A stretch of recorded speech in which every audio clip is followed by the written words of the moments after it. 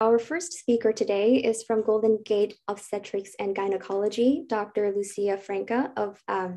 She is a board-certified OBGYN. She is committed to teaching her patients about familial cancers and cancer risk reduction strategies, focusing on breast cancer. She is dedicated to adolescent healthcare and has an interest in minimally invasive surgery. Next up is Dr. Ann Pellet, who is a plastic surgeon and researcher focusing on improving outcomes after breast cancer surgery and breast reconstruction. She is dedicated to providing the most empathetic and personal care for her patients and to educate her peers and the public on the best care and prevention for breast cancer and breast health. I will go ahead and stop sharing my screen so Dr. Pellet could say a few words before we get started. Thank you so much, Trin. Really appreciate your making this possible for all of us. Thank you so much, Dr. Franca, for joining us today. I will say I also am the co-director here of our breast cancer program at Sutter Health CPMC, and have been very fortunate to get to work with Twin on multiple different events over the year highlighting our breast programs. And it's really a pretty amazing resource for patients on multiple different topics. It's very educational for our community members. So please, if you aren't already getting newsletters, you're not hearing about other webinars and activities, please go ahead and join the mailing list so you can hear about more. So very excited today to be talking specifically about people who are at elevated risk, either with family history or genetic mutations, at elevated risk for breast or gynecologic cancers. So Dr. Franca is going to start telling us more about thinking about testing and the gynecologic cancer piece of it. And then I will jump in next about the breast cancer piece. So thank you again for being here, Lucia. We appreciate it. Very happy to be here. Let me pull my slides up so we can get going. So I am Dr. Lucia Franca, and I am an obstetrician and gynecologist here in San Francisco. And I'm going to be talking to you today about genetic testing for gynecologic cancers and how identifying patients can help reduce risk and improve healthcare outcomes. So ACOG, or the American College of Obstetrics and Gynecology, strongly supports this concept of the obstetrician and gynecologist as taking on this project of identifying, testing, and managing at-risk patients. This is extremely important because inherited mutations are thought to play a role in about 5 to 10% of all cancers. And about a fourth of the patients that we see in our clinics will have a personal or family history that may warrant genetic testing, but many are still not being identified and offered this testing. As many of you know, many women use their gynecologist as their primary care doctors, and particularly for young, healthy women, that might be their only access to a medical professional in their early years of their life. So by identifying these patients early on, you're giving them the tools to make healthcare decisions that can greatly impact their health outcomes. This is considered preventative testing, so our insurance covers is very well. The majority of patients will actually pay nothing out of pocket for the testing. For 56% of patients that undergo testing, they will have medical management recommendations based on their results. So 8% will test positive for genetic mutation, and they will be at significantly increased risk for cancer. Another 48% won't have a genetic mutation, but they're still considered at elevated risk based on additional genetic markers, personal clinical risk factors, and their family history. So for these patients, we consider changes including earlier or increased screening and surveillance, chemo prevention, which means taking medications to help reduce the risk of cancers, family planning changes, surgeries, and referrals to specialists. By testing our patients, we're able to stratify their risk and determine which bucket they fall into. So the highest risk will be this hereditary cancer risk of patients inheriting a gene mutation from a family member. There's often a very strong family history in cases like this. Next, down from that will be that familial cancer risk. And this is a combination of genetic factors, lifestyle, and environmental factors. And the most patients will fall into the sporadic risk of the general population that there's no known mutation leading to the cancer. It just happens by chance. Another way of looking at that risk is this chart here, and I'm going to focus on the ovarian cancer here and showing you this difference of the family history and hereditary mutation versus the general population. So general population risk of ovarian cancer is less than 1%. When you have a family history, that will bump it up somewhere to 4 to 11%. And with a genetic mutation, that can be up to 63%. I'll point out now that as I go through my slides, you're going to see that this number looks different on different slides. So depending on your source for looking at the risk of BRCA mutations, they will give you a range, and that range sometimes goes up from 40% up to 70%. So you will notice that number looking a little different on some of my slides. I also want to point out that while we are focusing on BRCA1 and 2, other genes can account for up to 25% of hereditary ovarian cancer risk. So we will mention those genes as well. When you're trying to evaluate who might have a hereditary cancer, you look at certain factors in the family, one of which is multiple cancers in the same side of the family. Another thing is a young onset of the cancer. So overall rule of thumb is under age 50, and rare cancers. And these include things like ovarian cancer and pancreatic cancer.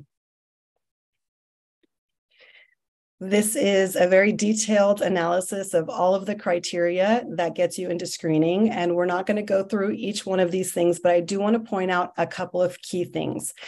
First off, criteria changes. So as the years go by, these indicators get updated, and you may not have been a candidate for testing in years past. And as your family history changes or as these criteria change, you may become a candidate for testing. So it's very important to keep reanalyzing whether or not a patient warrants genetic testing.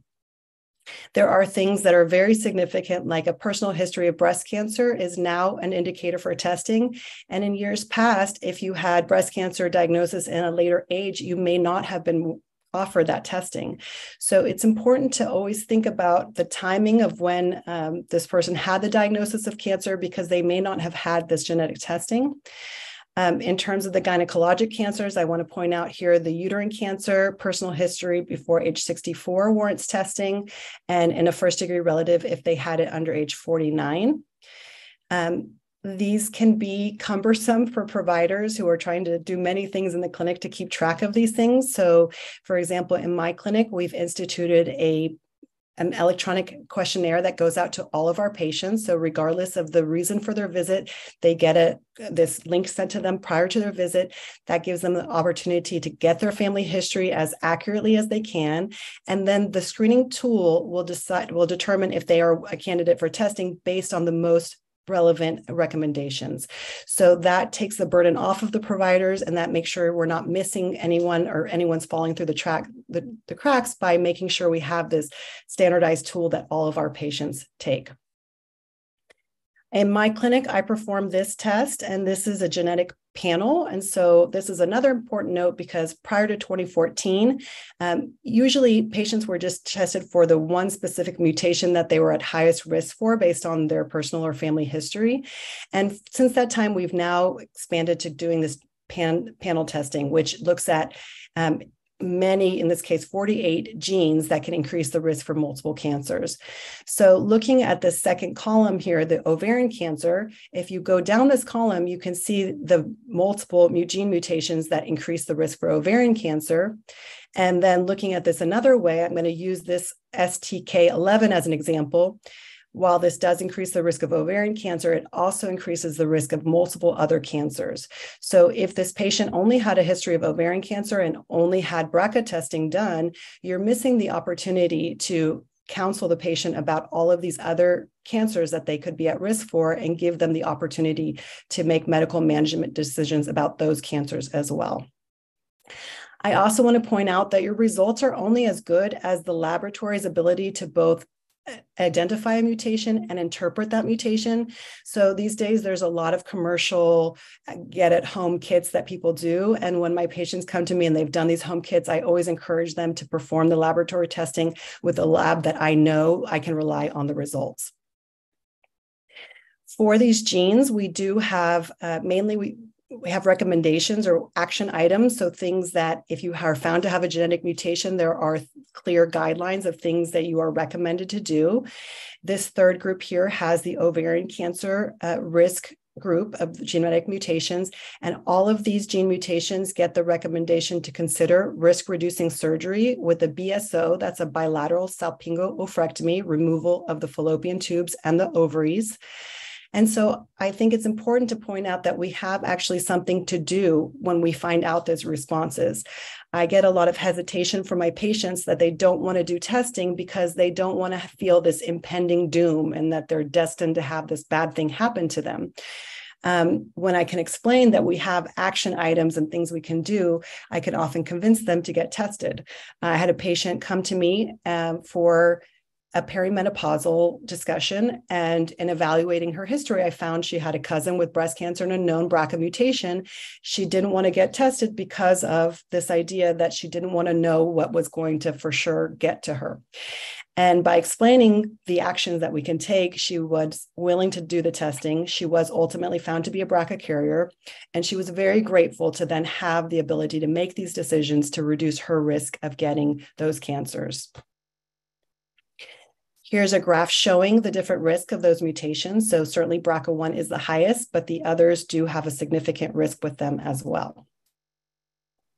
Now shifting to focus on the BRCA mutations. So the BRCA1 and 2 mutations are autosomal dominant transmission, which means that if you have a parent that has a BRCA mutation, you have a 50% risk of inheriting that mutation. These mutations cause problems in the DNA repair proteins that suppress tumor growth.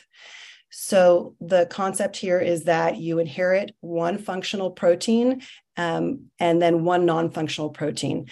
And cancer is essentially uncontrolled cell growth. So our cells are meant to have pathways to repair themselves or kill themselves off if need be to stop this uncontrolled growth.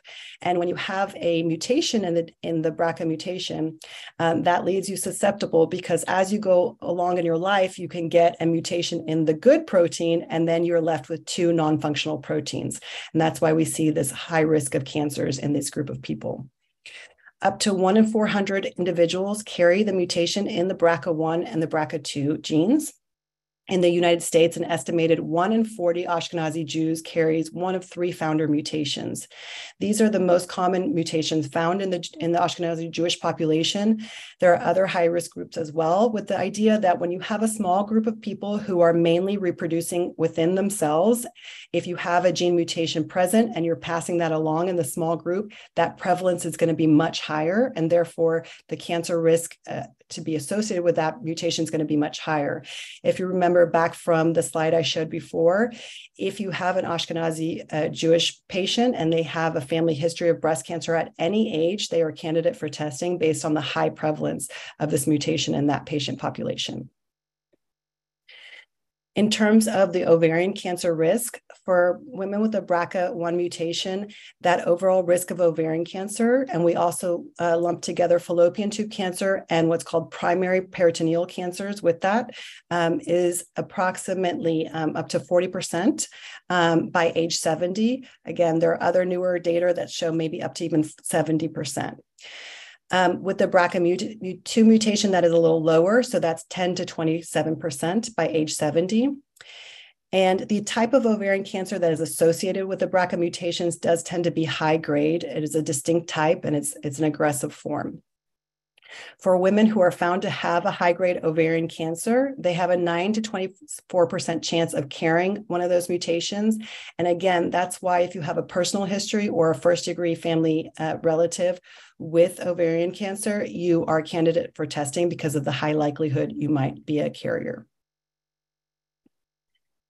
Unfortunately, we do not have a very effective screening strategy for ovarian cancer for high-risk patients. So screening has not been proven to decrease the mortality rate or increase the survival rate associated with ovarian cancer in high-risk populations. Routine screening with transvaginal ultrasound and CA-125 levels can be considered, but is not strongly recommended. So when we see our medical management recommendations, sometimes they're very convincing in the wording. They say you should consider this, and this is kind of that have a softer wording is you can consider it, but it's not strongly recommended because of the lack of data that improves outcomes. This particularly can be a reasonable strategy as women are waiting the time to undergo the risk-reducing surgery, or some women will choose not to undergo surgery at all, and they might choose to just stay on the surveillance strategy. The low prevalence of ovarian cancer and the high likelihood of a positive screening result can lead to potentially unnecessary invasive surgery. So for premenopausal women particularly, would not be uncommon at all to find something like an ovarian cyst on a transvaginal ultrasound. And the CA-125 levels are best used as a tracking a response to treatment for ovarian cancer. And it's not great as a screening tool for ovarian cancer because many benign conditions can cause a CA-125 level to elevate. So by undergoing this type of surveillance, you're essentially at risk for undergoing surgery that you may not have really needed because it's actually a low likelihood that it'll be ovarian cancer, even though you're at much higher risk than the general population. So for my patients, I do counsel them. And if they choose to undergo this strategy, we will certainly do this with that education that we might end up with these results that we have to decide what to do with. But most importantly, I also have a very low threshold for doing an ultrasound if they present with any symptoms. Ovarian cancer is tricky because the symptoms are very vague. It can be abdominal discomfort and bloating, some increase in abdominal girth, which most of us do experience at some time, but particularly if they have pelvic pain or back pain or new onset of symptoms, we'll do an ultrasound to evaluate what's going on. Thankfully, we do have good risk reduction strategies. So we know that combined oral contraceptive pills can reduce the risk. And so this is estrogen and progesterone pills lead to a 50% risk reduction. And that's for the high-risk carriers as well as the general population. And we know that risk actually continues on after you stop taking the pills. For BRCA1 carriers, there's evidence that longer duration of use can increase that protection. So over 10 years gives a very good protection. And again, that lasts for even longer after stopping the pills. And this is likely also true for the BRCA2 carriers, but they just didn't have the statistical powers and the numbers to make the same declaration. And also incredibly important is that there's not a clear increase in the breast cancer risk. So there's a lot of hesitation in taking oral contraceptive pills for this potential risk of breast cancer. However, there's not a good evidence that it really does increase the risk. And even if there is a slight increase, the benefit of the risk reduction of ovarian cancer is thought to far outweigh that small risk. Moving into the consideration of surgery, the concept here is that we remove the tubes in the ovaries prior to the time when the risk of cancer really starts increasing. So for BRCA1, that's by age 35 to 40, and that's because less than 3% of cancers will happen under the age 40. But after that time, the risk really starts increasing. So it's 10 to 21% by age 50. For BRCA2, that's later on. It's 45 to 50 years old. And that's again because less than 3% chance of getting cancer by age 50. When we remove the tubes and ovaries, we have a reduction of close to 90%. It's not 100% because sometimes at the time of surgery, we go to do surgery thinking we're doing a prophylactic surgery, but there is actually occult cancer, and that can be true in up to 26% of cases. And there is also the residual risk of that peritoneal cancer, which is kind of considered a subset of the ovarian cancer. When we perform these surgeries, we notify the pathologist that this is a high-risk mutation carrier because they perform a different analysis of that tissue to really make sure there's no cancer present in the tissue. About 70% of carriers will choose to undergo this risk-reducing surgery. It is certainly a decision that needs to be made. Not everyone will choose to do this, and the timing will be different depending on that individual's desires and where they are in their life. In terms of surgery, we do have data to support that the fallopian tube is likely the site of origin for a large percentage of ovarian cancers. And we know that removing the fallopian tubes has shown to decrease the risk of ovarian cancer in low-risk women by 65%. There are studies underway evaluating a two-step approach for BRCA carriers by first removing just the fallopian tubes and then going back later to do a second surgery and removing the ovaries. But this is not the current recommendation due to the lack of supporting evidence at this time. But this strategy would allow for risk reduction of ovarian cancer while delaying surgical menopause and the subsequent associated risks that include the vasomotor symptoms, bone loss, the cardiovascular protection that comes along with estrogen. This has changed our practice because, for example, women who were undergoing surgical sterilization, we would do this procedure that we kind of call tying the tubes. Now, we never actually just like put a bow tie on the fallopian tube, but we would previously just remove a small portion of the fallopian tube. And now the common practice is to remove the entire fallopian tube to get that risk reduction. Many providers are intimidated to do this testing because they feel they won't know how to manage patients once they get the result. But the test that you do really will give you this very clear guidelines of what to do once you get your results. So this is a copy of the lab that I do. This is how my results come to me. I want to point out here that they do talk about considering the risk of uterine cancer. For BRCA mutation carriers, there's a thought there might be an increased risk of uterine cancer, but the data is just not completely convincing yet. And there's confounding factors because many women will be on tamoxifen therapy for breast cancer risk reduction or treatment, and that in itself can increase the risk of uterine cancer. However, we do think about removing the uterus at the same time of surgery because that would allow, if the woman chose to go onto hormone replacement therapy, then they would only need the estrogen component of hormone replacement therapy, and that alone does not increase the risk of breast cancer. If the uterus is still in place when we use estrogen for hormone replacement therapy, we recommend a progesterone component to protect the uterus against uterine cancer, and it's that combination of estrogen and progesterone that increases the risk of breast cancer.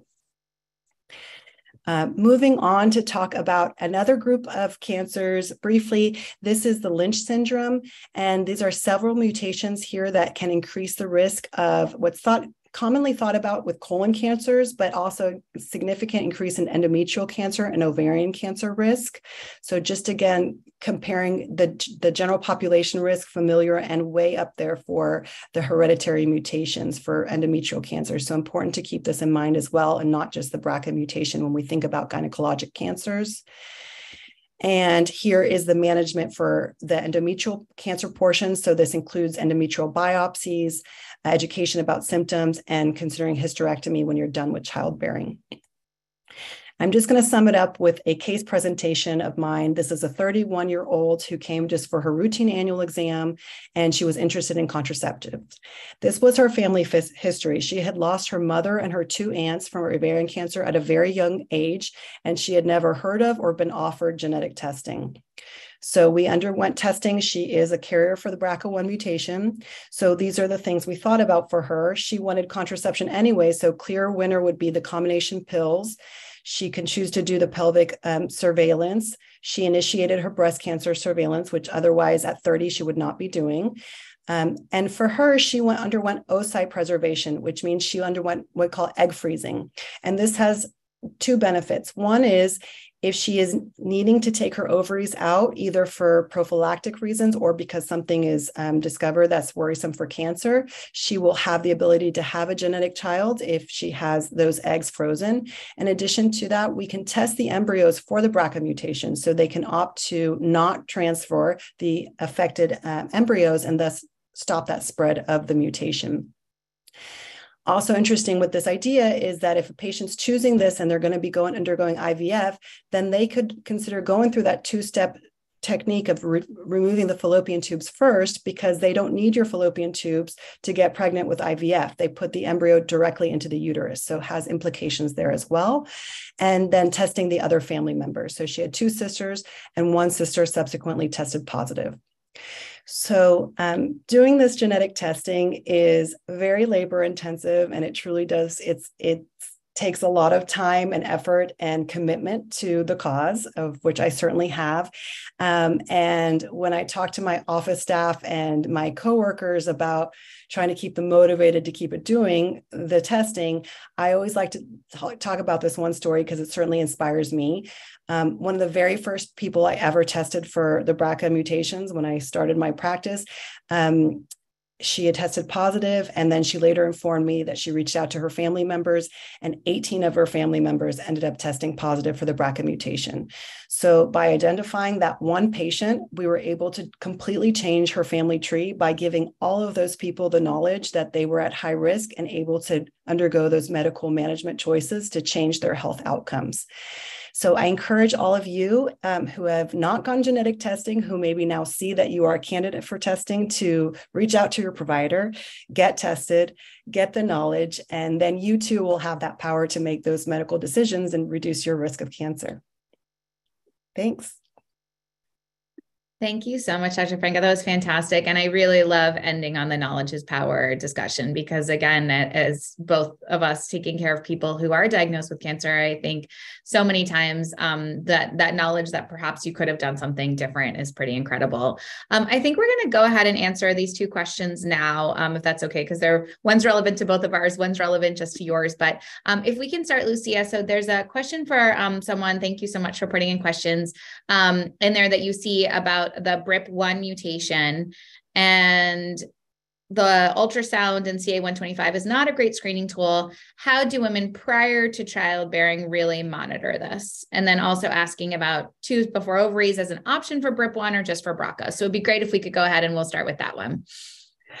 Yeah, so I think it truly is a very individual decision in terms of the monitoring. And yes, any high-risk mutation would be a candidate for these surveillance strategies and the potential two-step technique, because we do know that fallopian tube removal reduces the risk of ovarian cancer for the general population. So we sort of extrapolate.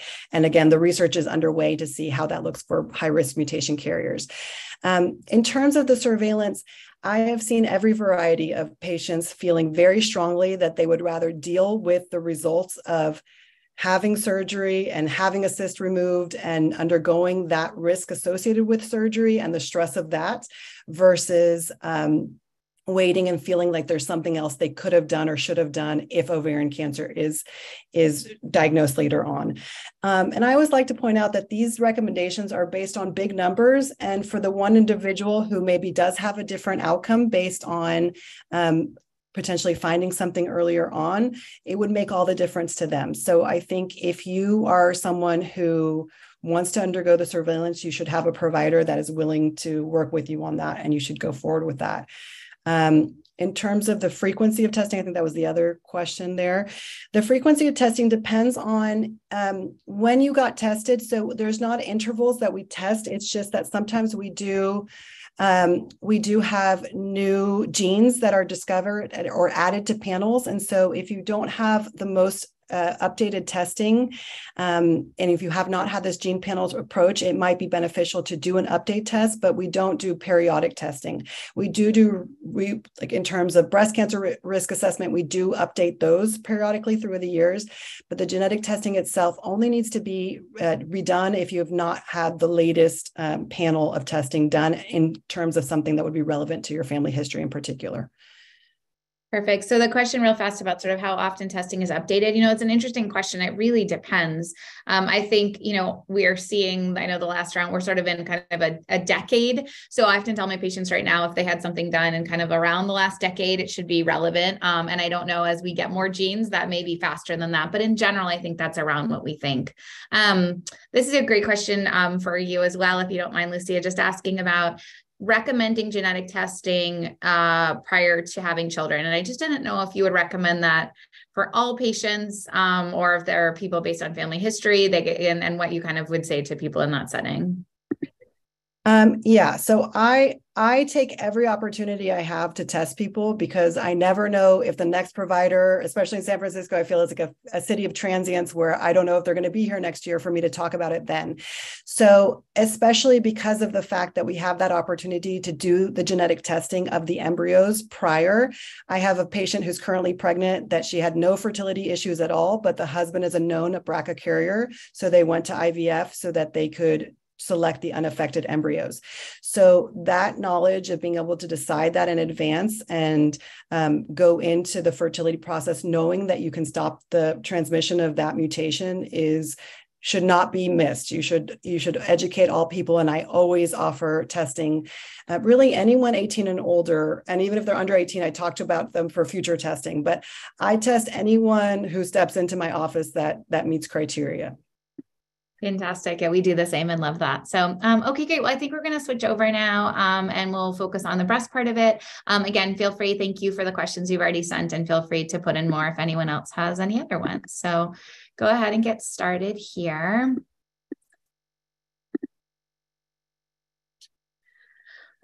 So the way that I kind of think about if you're trying to figure out what to do to reduce your risk of breast cancer or to do something active to get involved, the first question, of course, is going to be, what is your breast cancer risk? Then if you are in a situation where you're finding out at increased risk, what happens next? And then what are our current recommendations? And this is very similar to what Dr. Franca said, but if you don't know your own individual risk, you don't know what to do to bring it down, you don't know what you should do, you don't know what your screening is going to look like, and you really miss an opportunity to potentially do something active and actually kind of take control of your health and also potentially, as you heard, your family's health. So first off, kind of starting in general, taking a step back to how we even determine breast cancer risk. So there are multiple things that go into it. Certainly, the older you get, the more likely you are to get cancer based on the reasons that people have cancer around how their cells turn over and repair mechanisms and things like that. In terms of your family history, we heard a little bit about breast, ovarian cancers, other cancers, your own personal breast history. You'll see things like prior biopsies, and of course, any prior breast cancer comes into account. Your gynecologic history, if you have had pregnancies before, how old you were, when your period started, when they stopped. And then breast density is one that's a little bit complicated, but is certainly more in the news. And this idea that if you have denser breast, you're more likely to get breast cancer. So there are actual tools that your providers can do. And this is something that, depending on your risk, your breast health center where you get your mammograms may do, your gynecologist or primary care doctor may do it. And you can actually look yourself. This is called the Breast Cancer Risk Assessment Tool. It's right on the National Cancer Institute's website. And basically what you do is you go and put in the number of different risk factors. So you can see here that some of these have to do with if you specifically know you have a gene mutation, what your age is. We talked about some of the gynecologic factors. And this will give you both a 5-year and a lifetime risk. And I think it's really important to know that this is going to be, for your sort of putting it into a framework, what is your comparison to your average risk of women in the US getting breast cancer? And there certainly are some racial and ethnic variations. So this isn't a perfect way to compare, but we do think in the US, the average risk, you may have heard of that statistic, around 1 in 8 women. So 12% of women by age 90 will get a breast cancer diagnosis. And we think of, in terms of management and doing something different, we think of elevated risk as having greater than a 20% lifetime risk of breast cancer. So just so you know, if you do fall into that category, that's where we're going to be considering some of these strategies. This is another tool that you may see if you've ever gotten mammograms. Not every breast health center does this, but some of them will put your 5-year and or lifetime risk at the bottom of your mammogram read. And so this is called the Tyrer-Cuzick model, also known as the IBIS tool. And what's interesting about this is this actually has added into account breast density. And so you'll see now it's actually a law here in California that if you get a mammogram, your breast density needs to be commented on as part of mammographic findings. And the idea is that we think it's actually a unique risk factor, both that if you have denser breasts, you're more likely to get breast cancer in general, probably related to tissue composition and some other factors as to why you have dense breasts, but also that if you have denser breast, it may be more difficult to see. So perhaps you're more likely to get diagnosed with actual cancer as opposed to having something checked out when it's more at a pre-cancer stage. So that's kind of how density plays into this calculation. And then you see some of the other things I mentioned, gynecologic factors, if you've used hormone replacement therapy. So either of these tools and other ones can be use to calculate your 5-year and lifetime risk. We definitely, though, need to add into account not just your risk through these tools, but certainly the concept of a genetic evaluation, and is that helpful? So similarly, in our office, we really try to test more people rather than fewer people. You heard a little bit about some of the family history. I'm often surprised by how many people unfortunately don't know much about their family history. I think talking about cancer can be really difficult and a sensitive topic in some families. People may not still be in touch with their family. And I often use this as an opportunity if you are going to go see a new primary care doctor or gynecologist, if you are thinking about getting pregnant, if you have another health issue come up, use this as an opportunity maybe to reach out to your family and really ask them, because these are going to be the kind of questions that help you think about learning more about your risk and thinking about getting genetic testing. The other thing I often ask people is if you do have a family member who has cancer, particularly something like pancreatic cancer, ovarian cancer, you may want to ask if they would be willing to get tested for genetic mutation first. Again, it will be helpful for relatives, but it may also be the person most likely in your family to have a genetic mutation. Ethnicity, personal history of cancer can all play into this. And if you have this genetic evaluation, you may or may not be recommended to have genetic testing based on this. You saw a little bit in Dr. Franca's talk as well about how we think about it. These are our National Comprehensive Cancer Network guidelines. And so these are going to be the questions that we ask people for meeting criteria, with the idea that if you're meeting any of these boxes, we should really think about testing. It's interesting as things evolve that now we're, again, really as a society trying to test more people. And so really in this place, we've kind of added in anyone with either a new diagnosis or a prior diagnosis of breast cancer should get tested, or at least be offered testing. And so that ends up being a huge number of people. And we're very fortunate here at CPMC to have some fantastic genetic counselors who are willing to see people, do evaluations, really provide a great service for our patients. So, please know if you're someone that has a personal history of breast cancer, has a family history of any cancers, and you want to know where to start. If you don't want to start with a primary care doctor or gynecologist, or you don't have one, that certainly a referral to our genetic counselors is a really great place to start to learn more about what could potentially be in your history. It is important to know, though, that any medical provider can order testing. And so, as you heard, it's a real process to implement genetic testing in practices. And so not every practice, unfortunately, is going to do it or may do it, but they can order it for you. Insurance coverage is available if criteria are met, but it's pretty amazing now to see how the companies have really brought down their out-of-pocket maximums.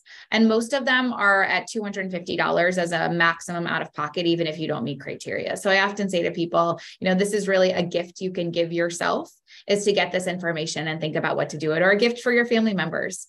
And then you again heard this similarly as well, but I really do feel very strongly about, especially if you meet any of these criteria, that you're having what we think of as kind of a medically based or a provider-based genetic testing rather than something you can do online. I do think that, starting with the genetic evaluation, if you have a family history, you meet criteria, is a great place to start, rather than perhaps, relying on online tests that may or may not give you all the information you need, plus aren't going to have you get the support you need if you do find out that you do have a mutation. In terms of testing outcomes, I like to go over this because the genetic testing reports can be a little bit confusing. So these are basically the 3 things that could happen if you undergo genetic testing. So the first one is that you have what's considered a negative test. And this is really the wording they're going to use, which is no pathogenic variant detected. And what that basically translates to is that they didn't find a mutation in one of your genes that is associated with a certain number of, as you saw in some of those prior slides, a certain number of genetic syndromes that have been linked to cancer. If you get a positive result, what that means is that they did find one. So this is going to be something that they believe this mutation in your gene is either known to cause certain kinds of cancers or is likely to cause that based on studies, based on many people in the past who've had this gene mutation. The one that can be a little confusing, and we like to talk to people about before they get tested, is this possibility of getting something that's called a variant of unknown significance. And in this setting, we really think about this as a negative genetic test, because what this tells us is they didn't find this pathogenic variant that is your positive result. Typically, if they do have these variants of unknown significance, what ends up happening is they end up getting reclassified, meaning as more people come up with this variant and don't get cancer, they're able to reclassify them as benign. And so they would fall into a negative category. What I often say to people is if you have a variant of unknown significance, let's think about that as a negative test. But if you are someone that has a high risk of breast cancer based on other factors, you may fall into that familial category you heard about that isn't a true genetic mutation, and let's do management based on other risk factors. The other thing that's pretty amazing with some of these genetic tests, this is one that we use in our office, is that it actually not only gives you a yes, no on your whether or not you have a genetic mutation, but it actually takes into account your genetic risk markers, some other factors, and gives you a personalized breast cancer risk. So you can see this is a patient that actually had a negative genetic test, but yet has a lifetime remaining risk of breast cancer of 32.5%, which is actually pretty high when you think about lifetime risk being around 12%, and very much puts this person into a high risk category where they should be managed differently. So again, we continue to evolve where you can get this level of personalized data to make important health choices. So let's say you find out about you are at elevated risk through genetic testing, through your primary care doctor, your gynecologist, what to do next. So I do, again, think that really your best place to go is someone who's either trained in genetics or is a genetic counselor themselves, who can actually really talk you through on a comprehensive level, what does your mutation mean? Because the reality is, a lot of these mutations are associated with more than one kind of cancer, and being able to have the latest on your risk for those is really helpful. There are high-risk clinics. Some of them specifically focus on a certain kind of risk. So let's say a high-risk breast clinic, or they're actually comprehensive cancer programs that look at all the risks. And so you may end up seeing different kinds of specialists. We have a network here in the city of people who are really interested in taking care of patients who are at high risk due to genetic mutations, and we can refer to other specialists. So let's say you have a kind of a genetic syndrome that causes an increased risk of colon cancer. We can get you to that specialist. An increased risk of melanoma will get you to our melanoma specialist. So we do have a network that we can all refer you to within our system here. And then on the breast surgery side of things, I do think it's very helpful if you find out you have a high risk to start with a breast surgeon. Even though you may never need breast surgery, or you may never choose to have breast surgery, we often are the people who can help coordinate care, help order imaging, and then potentially, if you want to go back and work with your gynecologist or primary care doctor, you have a screening plan to go back and someone to go to if anything abnormal comes up. So in terms of screening for breast cancer, if you are at elevated risk, so typically the American Cancer Society recommends starting screening early, so 5 to 10 years younger than your youngest affected relative. Screening includes both imaging and clinical breast exams every 6 months. I think it's incredibly important to know that across all risk categories, low risk, general risk, elevated risk, early detection of breast cancer has been shown to reduce breast cancer associated mortality. And the best way we pick up breast cancer early is with breast imaging. So again, if you are someone at high risk, definitely worth getting a screening program in place. And what does that look like? So this is the different ways kind of across the world that people do breast screening. So the US is the top one. This is our National Comprehensive Cancer Network that we all follow as cancer centers. And they recommend an annual MRI from age 25 to 75, and then adding in annual mammography once you're over 30. Here at CPMC, all of our mammograms that are done with something called 3D tomosynthesis, which is basically a better way of looking through denser breast tissue. And it's certainly something I recommend in women with denser breast or women who are younger. So you can see you're alternating annual MRI, and then 6 months later a mammogram, and then you're going to go back to an MRI. Here in the US, we don't typically do screening ultrasound. It has, as you'll see a little bit later, has a high chance of false positives. This is something that they do in some other countries, particularly if MRI isn't available. And then we recommend getting a clinical breast exam every 6 months. I hear a lot of questions about, do I really need an MRI? What are my other alternatives? And so here are some other options. Again, MRI is definitely what's recommended, but some of these are used in places in the rest outside of the US and even some places here. So screening ultrasound can be helpful. It's straightforward, it's inexpensive. The problem is because screening ultrasound can't look at the whole breast all at once, it has to sort of move around. You often have a high rate of false positives. It's also very operator dependent. Molecular breast imaging is a newer technique, and that is a helpful option, but the screening isn't nearly as good as MRI and does have a small amount of radiation associated with it. Contrast enhanced screening mammography is a newer technique that actually has some really nice results. You can see it has a nice rate of cancer detection, very close to MRI or overlapping. Cost is low, which is great. Does have a small amount of radiation associated with the contrast, but not that much more than standard mammography. So this is, I think, something that's going to potentially supplant MRI over time. And then MRI does have a higher cost. You do have to have contrast, but is the most sensitive way we have of adding on supplemental imaging to an MRI for people at high risk. So now those are kind of the discussions about what to do for screening, with the idea that screening picks up cancers early, but what can we actually do to try to reduce your risk? So I like to talk about kind of general risk reduction strategies for breast cancer, because these are still relevant for people at elevated risk, because all of this is going to bring your breast cancer risk down to some extent, even if you're starting out at a higher risk. Exercise is so incredibly important. It reduces the risk actually of 31 different kinds of cancers, not to mention other chronic diseases. The recommendation is 150 minutes of moderate exercise per week. Getting out and walking your dog at a reasonable pace counts. It really is anything you can do that really gets your body moving and your heart rate up for 30 minutes, 5 times a week, ideally. Some studies show this to have as much as an 80% risk reduction in breast cancer. It also has a significant reduction in breast cancer recurrence. They've also shown, which I think is interesting, is that the benefit of being active as an adolescent can actually reduce your chance of breast cancer as an adult.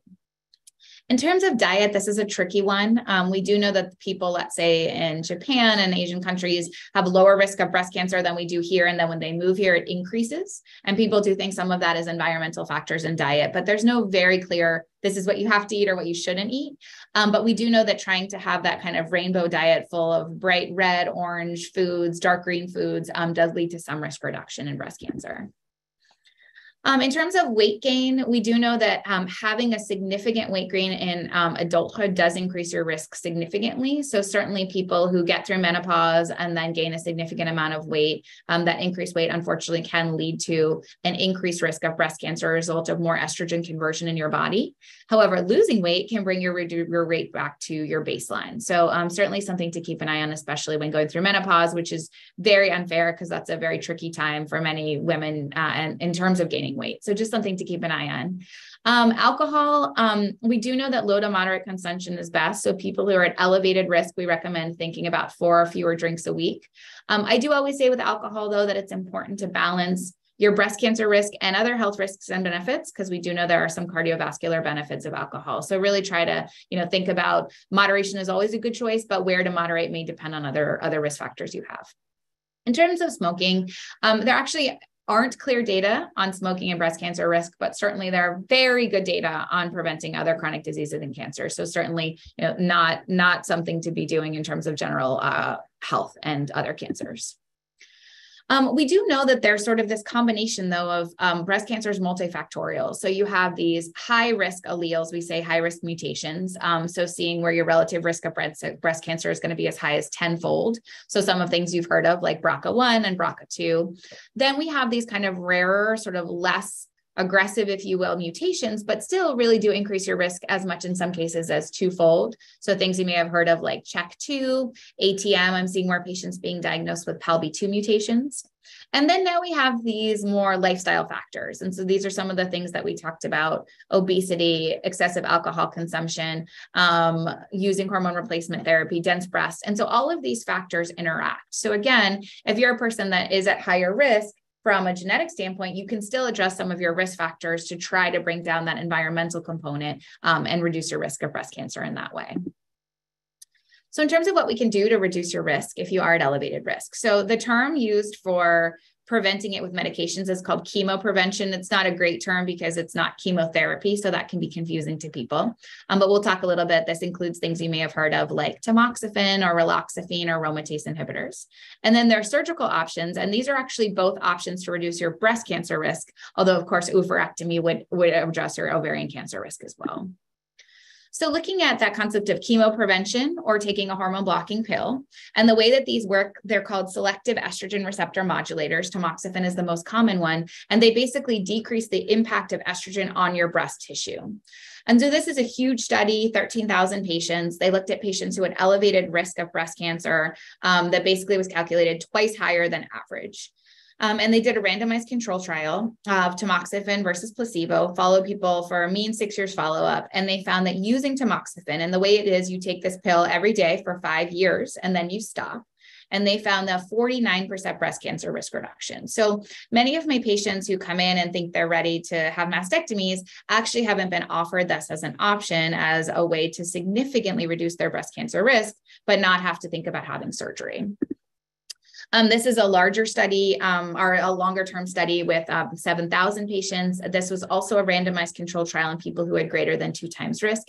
And similarly, this 40% breast cancer risk reduction at 20 years follow-up, which was pretty impressive. So again, if you're someone that is at increased risk, and you, let's say, have a 40% lifetime calculated risk, if you take tamoxifen, you could bring your risk down to maybe 20, 22%, which is more than the 12% everyone has walking around on the street, but is not that much more, and is really just puts you into that elevated risk category. So again, something to think about. Many people do tolerate tamoxifen well with few side effects. So something to think about for people who are at increased risk and want to do something active, but not surgery.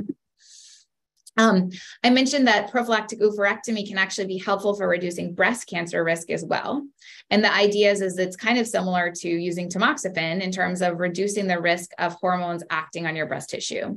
So this was a case control study of women who had BRCA1 mutations. They had oophorectomy compared to not having oophorectomy. And at 5 years follow-up, they actually found that it reduced your breast cancer risk by half having an oophorectomy. So this is a great option for many people. I do often have a mild asterisk around this, in that women who have BRCA1 mutations are actually more likely to get a kind of cancer called a triple negative cancer, which is not sensitive to hormones. So unfortunately, having your ovaries out is not going to reduce the chance of those cancers. But women with BRCA1 mutations still get hormone receptor sensitive cancer, so it will reduce the chance of those. And that's why the study shows such a dramatic reduction. And then the final kind of, I always say, most extensive or most involved thing, but also most effective, is thinking about a risk reducing or so-called prophylactic mastectomy. It is a dramatic reduction in breast cancer risk, but unfortunately is not 100% effective. And again, this is a bit of a misconception I see, and you'll see some of the data on how much it reduces risk, but not entirely. We often talk about using somewhere around a 40 to 50% lifetime risk of breast cancer used for recommendation to think about risk reducing mastectomy. But honestly, this really can be tailored individually. I have people who have a risk that they think is an 80% lifetime risk and choose not to have mastectomies. And I have people who have a 22% risk, but they felt like they're ticking time bombs, they've needed multiple biopsies, and they're ready to do something different. So again, this is a truly individualized discussion that we have with patients about their levels of risk and what they like to do. So looking at the impact of mastectomy as a risk-reducing strategy. So this is a large multi-center study. This is the one that's kind of most commonly quoted around using prophylactic mastectomy. 2,400 patients. And in this period, they found that none of the patients who had risk-reducing mastectomy ended up getting a new breast cancer, versus 7% following surveillance. So this is a paper that's most often quoted. I will say that a lot of these patients had somewhat limited follow-up, and 7% is a relatively low number in people undergoing surveillance. So people do think that perhaps these numbers would have been different with longer follow-up, but it does give you a sense that there is certainly some significant reduction in risk with a mastectomy, as you would imagine. This is a study that had sort of a longer follow-up for an individual patient level. And what they found was a 95% breast cancer risk reduction after mastectomy if you had had your ovaries out at some point or had them out at the mastectomy. So again, kind of talking about if you are going to have little breast cells left behind, which we know everyone does with a mastectomy, having your ovaries out is going to be effective for reducing that risk long term. However, mastectomy was very effective and reduced your risk by 90%, even if you didn't have your ovaries out. So this certainly is a very effective strategy in general. I think one of the things we're trying to think about, though, is sort of balancing some of these issues around quality of life. And because we treat breast cancer when it's found early so well, we're actually starting to think about, does doing a mastectomy for risk reduction truly affect your survival? And so this is a great study, actually, with nice long-term follow-up. And they found that when you look at actual breast cancer specific survival, if you have a risk-reducing mastectomy, that if you just do surveillance alone, so you're not having mastectomies and you have the higher possibility of getting cancer, your survival from breast cancer is 98%. And it's 100% for mastectomy. So those are both incredible numbers, and basically speak to the fact that because we can treat early stage breast cancer so well, even if you do surveillance, you get breast cancer, we should be able to get you to these excellent numbers you see here. This is another thing that's been changing some of our management recently in terms of thinking about a survival benefit with women who have BRCA1 versus BRCA2 mutations. Again, because of that increased chance of triple negative cancers in women with BRCA1 mutations, we do think that there may be more of a benefit, and we see that from a survival benefit with BRCA1 versus people with BRCA2 mutations who probably aren't going to get that same survival benefit, and that's playing out in studies. One of the things I get asked a lot is about timing of risk-reducing surgery. Like, when should I do this? And how do I think about that? Often we think traditional thinking is to do this 10 years younger than your youngest relative with breast cancer. I do think that's a generally helpful rule of thumb, but it's complicated. So some people have small families. Maybe they only have one family member with breast cancer, or maybe they want to breastfeed and feel very strongly about it, so they want to push it off even with young family members. Or BRCA1 versus BRCA2, as you saw, have different risks, and there are ovarian factors to consider. So, we really think about truly trying to tailor our strategies around timing based on what people are looking for in their goals. I do think this could be a really helpful website, though, for people making these discussions and considerations. It's called asktome.org. It's run by a breast surgeon and geneticist from Mass General, and it's a large database of many different gene mutation syndromes. And I think this is particularly helpful for people who have some of the less common ones. So PALB2, you can see here as an example. And what I think is really helpful is it actually gives you your breast cancer risk by age, if you're a carrier versus a non-carrier. So it does help you to see, okay, by the time you're in your 80s, your breast cancer risk is at a certain point. And maybe that is when you start crossing over into some, 20+% or 40+% threshold, that maybe if that's when you find out you have a PALB2 mutation, it's worth doing something. And so I think these things can be helpful for decision-making. This is another nice paper that I think can then be helpful, that basically tells you for BRCA1 mutations, and those are for other things as well, what is your actual kind of life years gained, if you will. And so you can see that if you think about it this way, that if you find out you have a BRCA1 mutation at 25, it's a huge benefit in terms of what you gain from it as a population level if you have mastectomies. Whereas if you find out you have a BRCA1 mutation at 60 and you've never gotten breast cancer before, it's really not going to change your survival. So this can be helpful too as you're thinking about timing. I think what's really key, though, is we know there's no true crystal ball to understand risk at a particular point. And this is where you really want someone who can talk you through these nuanced discussions about your own family history, the cancer journeys you've seen people go through, anxiety around screening. What does it feel like to go through an MRI or a mammogram for you? Do you want to avoid that because it's so stressful? What are the risks of the procedure, both in general and for you? And what is the recovery and impact of surgery? I do feel very lucky as a combination breast and breast reconstruction surgeon that we've had some really great advances that truly minimize the negative quality of life impact of risk-reducing mastectomies. We now have nipple-sparing mastectomies that allow people to look like themselves. We now have sensation-preserving mastectomies that allow people to feel like themselves again. We have less extensive reconstruction options that don't disrupt the body in the same way as older techniques. We have ways of using your own tissue. We have ways of reshaping your breast without more extensive surgery. So I do think we're at a great point if you are a person that truly would benefit from, either for personal reasons, medical reasons, psychological reasons, from mastectomy. I think we have really great options at this point. So, summary, I really think that understanding your breast cancer risk is such an essential step in managing your health. We hear a lot about breast cancer. We all know people who've gone through breast cancer treatment, and it feels like a very active thing to do for your health. Our high-risk screening continues to evolve. I suspect 5-10 years from now, we're going to be screening people in a very different way than we do now. There are vaccine trials starting for certain kinds of breast cancer. So I think things are really, truly changing fairly quickly.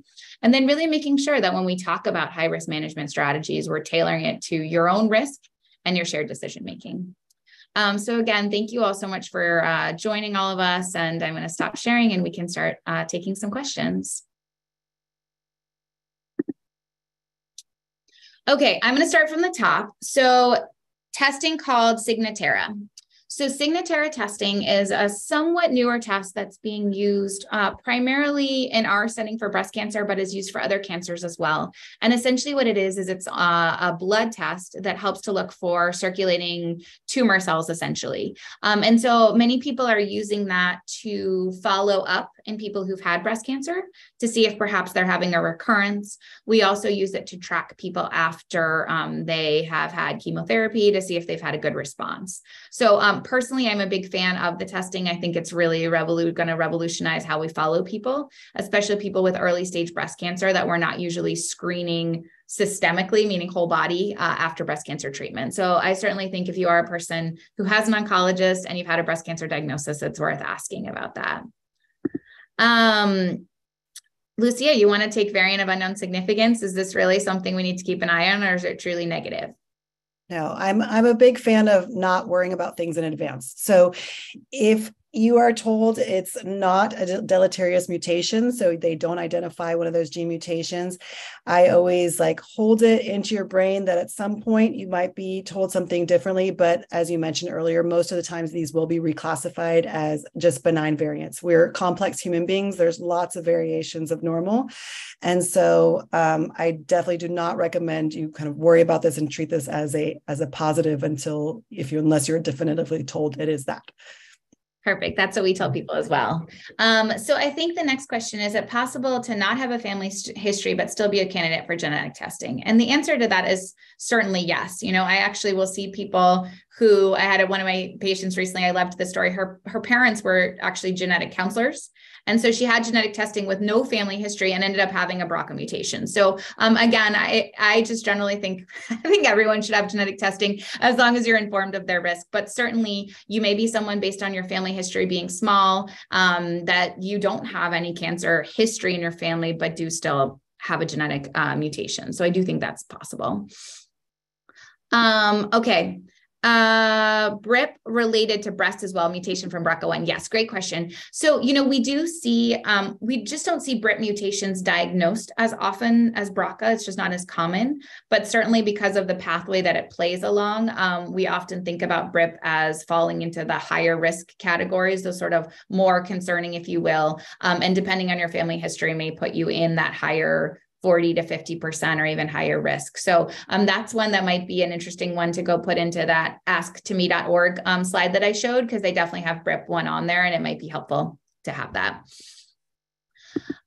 Okay, next one is another breast one. So is any breast cancer gene found in any other cancer? So there are many different kinds of genetic syndromes, if you will. So you learned a little about Lynch syndrome, BRCA mutations. There are many different kinds of mutations that actually, unfortunately, cause multiple different kinds of cancer. So that's, for instance, we often think pancreatic cancer is a good example. Pancreatic cancer is relatively rare. And so people who do have pancreatic cancer, whether you've had it yourself or you have it in your family, we actually recommend getting tested, because pancreatic cancer is rare enough that if you have it, you have a higher likelihood of having a genetic cause for it that could impact family members. So again, I think, skin cancer may be a small exception, things like basal cell or a non-melanoma skin cancers that probably aren't associated. But in my mind, if you have almost any other kind of cancer, probably worth thinking about getting genetic testing. All right. And then last one. 4 millimeters DCS and MRI. During a lumpectomy, it was much larger than the MRI. How often is an MRI not picking this up? MRIs aren't perfect, but they are quite sensitive. So it is fairly uncommon to have that kind of discrepancy, honestly, between an MRI and a lumpectomy specimen. I'm sorry that you were in that small group. They aren't perfect MRIs, but they are usually fairly effective. So we do feel like you end up having a very high sensitivity with a combination of mammograms and MRIs for picking up both invasive cancer and pre-cancer / stage 0 cancer like DCIS. So it does happen, unfortunately, but it's relatively uncommon for that to be the case. MRIs do tend to work pretty well. If anything, they kind of are oversensitive. So we often warn people, I'm sure that you do the same, Lucia, before you get an MRI, be prepared. Most people have to have some additional ultrasound, follow-up MRI, even a biopsy after an MRI. That's more common than not. So if you do get your first MRI, don't worry about that. It's just because they're so sensitive, we see a lot that ends up being nothing. Hi, Barbara. Please let us know what's on your mind. Go ahead and unmute yourself.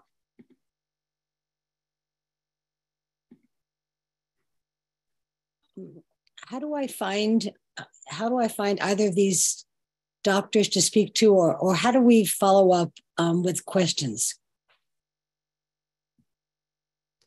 Yeah. Dr. Pella, do you and Dr. Franca, will you be okay if we shared your office phone number with participants so that they can contact you? That would be great. Thank you. Happy to follow up. Yeah, certainly. Yeah, I'm in practice here in the city and attend to women of all walks of life. And so I'm happy to take care of patients who are interested in coming as well. The difference between aromatase inhibitors and the one that's tamoxifen. Yeah, so typically with aromatase inhibitors, we're going to be using those in women who've already gone through menopause. There is a small risk of using tamoxifen in women who've gone through menopause related to gynecologic cancers. And so typically aromatase inhibitors are what we recommend in that setting. Both of them do kind of similar things in terms of risk reduction for breast cancer, both in the setting of people at elevated risk who haven't had cancer, but also as treatment for people who have had DCIS or people who've had invasive cancer. They have slightly different side effect profiles, but overall, people tend to do pretty well with both of them. I heard it has to do with osteoporosis. You get leaching of the bones of your calcium. So is there any way to prevent that when you're on the aromatase inhibitor or the tamoxifen? Yeah, so that is a potential sort of having some bone loss is something that can happen with aromatase inhibitors specifically. So it doesn't happen in the same way with tamoxifen. And we do have an alternative form called raloxifene, which we use sometimes in people who do have significant bone loss to begin with, because it can reduce your breast cancer risk, but also helps actually with building bone. So if you are someone who has baseline bone loss, something called osteopenia, which is the kind of stage before osteoporosis or osteoporosis, we do recommend thinking about a baseline bone density, make sure we know where you're starting. And if you start having any additional loss on an aromatase inhibitor, people may recommend treatment for that. There are different medications and injections we can give you to help prevent that. Or if it's at a significant enough place, they may even consider using something different in the first place. But that's not a side effect that is inherent to aromatase inhibitors, meaning not everyone gets it. Many people don't, but it is something that we worry about and that we follow closely.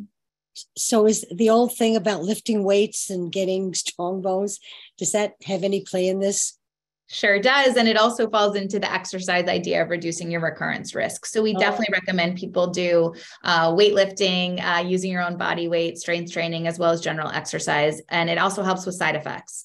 So some of the side effects people get from aromatase inhibitors include some joint pain, and actually exercising, it sounds kind of counterintuitive, but makes your joint pain better. So exercise is pretty amazing for addressing those side effects and minimizing the chance of additional medical side effects.